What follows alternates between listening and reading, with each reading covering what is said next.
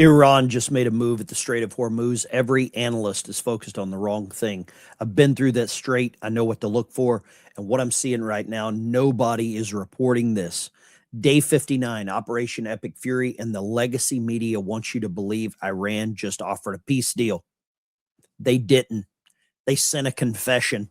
And nobody on Fox, nobody on CNN, nobody on the Sunday shows is telling you why. Here's what they're not telling you.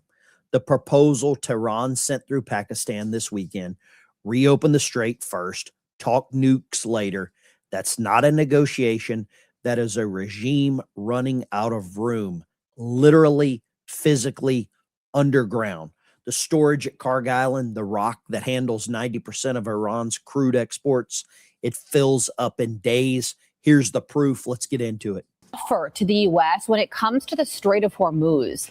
Axios writing, quote, Iran gave the U.S. a new proposal to reopen the Strait of Hormuz and end the war, with nuclear negotiations postponed for a later stage, according to a U.S. official and two sources with knowledge. Diplomacy is in a stalemate, and the Iranian leadership is divided about what nuclear concessions should be on the table. The president also commenting on when the war could end and on the regime's nuclear threat to Fox News. Israel would get blown up within minutes from the time they got it. So we can't let Iran have a nuclear weapon. So this should have been done by previous presidents. It should have been done for years, 47 years it's been going on, and nobody did anything about it. We've done a great job, and it'll come to an end very soon, and we're going to be very victorious. They cannot have a nuclear weapon. Joining us now to discuss this is Fox News contributor and former CIA station chief Dan Hoffman. Dan, we know that the president has said we are not budging any way, shape, or form on nukes. We need to get what we are demanding on nukes, or there will not be a deal. Does Iran not understand that? Because this looks like another example of them saying, well, if we do this, Trump's not budging. So is this yet another delay tactic by Iran? Iran has never lost a negotiation. Never. And that's why they're trying to leverage this. They want to use opening the Strait of Hormuz, which we have closed. They're trying to say they control this in exchange for we ignore the factor of the whole equation of them having nuclear weapons. This is absolutely off the table. Yeah, I think what Iran wants to do is to eliminate our leverage. And so if we no longer have the blockade in place, then as far as whatever leverage might remain, it's the $20 billion of frozen Iranian assets. So that would be an incentive potentially to come to a deal. And then the threat of a resumption of military force. That takes us back to February, before we launched our kinetic strikes on Iran. And back then, we know that Iran didn't come to the negotiating table in good faith. And so you can see here this buildup of military assets in the Middle East. We have outnumbered them. Well, I don't know how many ships we got here, but they have none. So let's go 60 to none. And the numbers back this entire thing up. There's 13 million barrels of empty space on this little island, Karg Island, and 1 million barrels a day pouring in, 12 days, maybe 13 before the tanks are full. And what does Iran do whenever these tanks are full? Well, they're going to get desperate because they're going to have to cap them. The president of the United States also knows this, and this leveraging tool of Iran being able to pump oil, but they don't have anywhere to sell it. They don't have anywhere to ship it. They're pulling 30-year-old tankers out to use as storage facilities. But what you're referring to is that when you have lines of vast amounts of oil pouring through your system, if for any reason that line is closed because you can't continue to put it into containers or ships, which has happened to them, they have no ships because of the blockade. What happens is that line explodes from within, both mechanically and in the earth.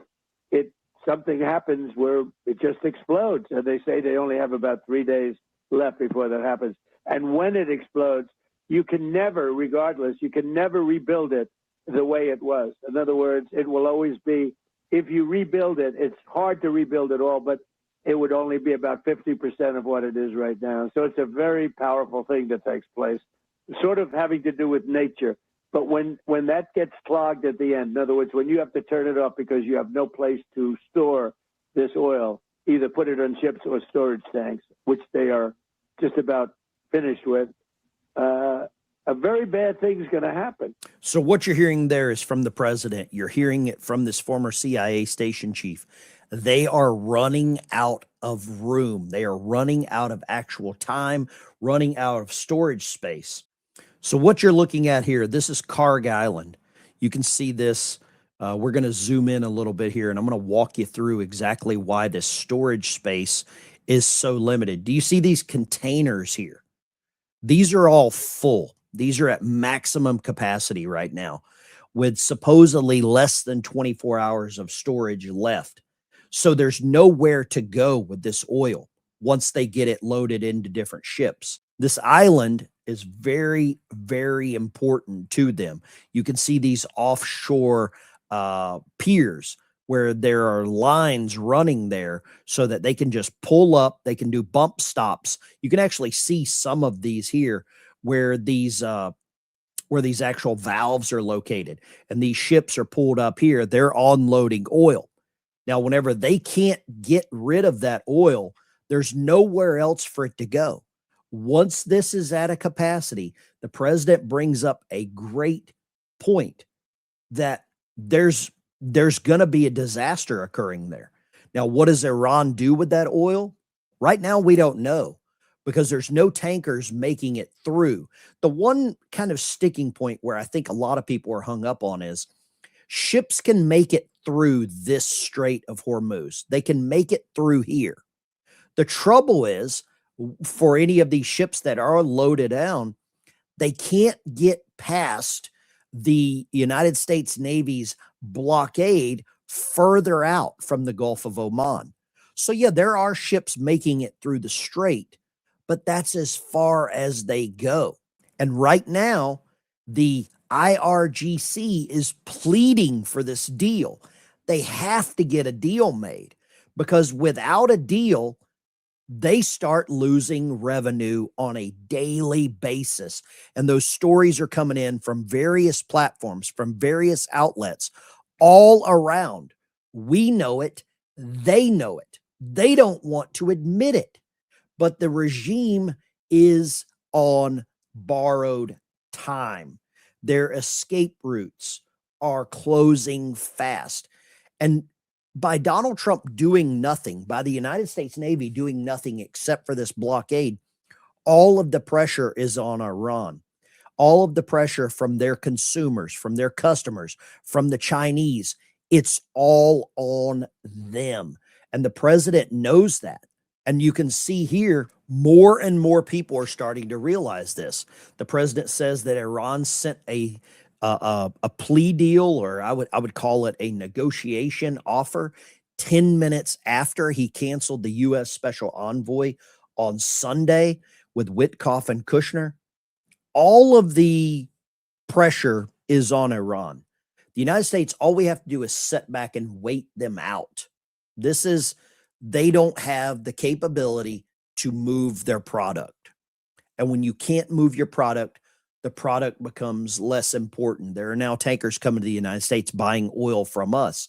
These other countries around the world are calling up Iran saying, hey, we need you to do something. You need to get rid of your ego. You need to get rid of the problems that you have there at home, and you better come to the table. This is a great graphic here that shows exactly where the blockade is for the United States compared to where Iran is, trying to leverage. All of their ports, they export 90% of their oil from this terminal at Carg Island. And then they have these other ports that they're trying to fill up with. There is no actual pipeline. Everything is done by container ship. And this red line in the ocean, red line in the sand, whatever you want to call it, that is the biggest problem that they know they can't get away from and they can't get around. Trump says Iran's oil infrastructure might explode as the blockade prevents it from being exported. This article is coming out this morning from Just the News with John Solomon, reiterating exactly what the president is saying. They can't go anywhere. They are oil rich. but cash poor. They don't have anywhere to go. It's like being upside down on the loan on your car. The car is worth a lot, but you can't sell it. You have a lot of value, but you can't get it to the consumer. And that's where Iran is trapped. And that's where the leverage is happening right now. The longer we wait, the more damage it does to them. It's about to do damage to their infrastructure. Now, the president today is convening his Security Council. And I think a lot of the talk at the Security Council is going to be about what we don't do next. And I say what we don't do because if we just sit idly by, they have to come to the table. This is the peer pressure. This is the pressure that is being put on them. Now, over the weekend, we all know about this White House Correspondents' Dinner. There was a person of interest arrested, the assailant, the attacker, whatever you want to call him, Cole Allen. I have information now with a source that this gentleman, Cole Allen, has direct ties to some of this that's happening in Iran. Direct ties. I have a source that has given me information that I find very credible that this was basically a distraction to try to get the president's attention away from this. Obviously, if he could have followed through on this attack and removed the president. But we know what happened in Butler, Pennsylvania. We know what happened down at the golf course, Mar-a-Lago. And this is another attempt to remove the problem that they see as the problem, which is the president of the United States. I want you to tune into the next video. I will be giving you some more information about this Cole Allen and his ties to the Iranian IRGC little regime. And there very well could be some more of these sleeper cells being activated.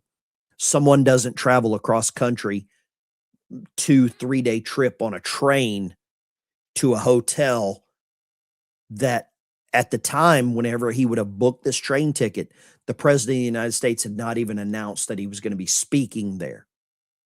So there are some things happening behind the scenes, some information possibly coming out of the White House, coming out of the president's own circle about his plans that have been leaked to these various organizations. I have that information for the next video. I will see you then.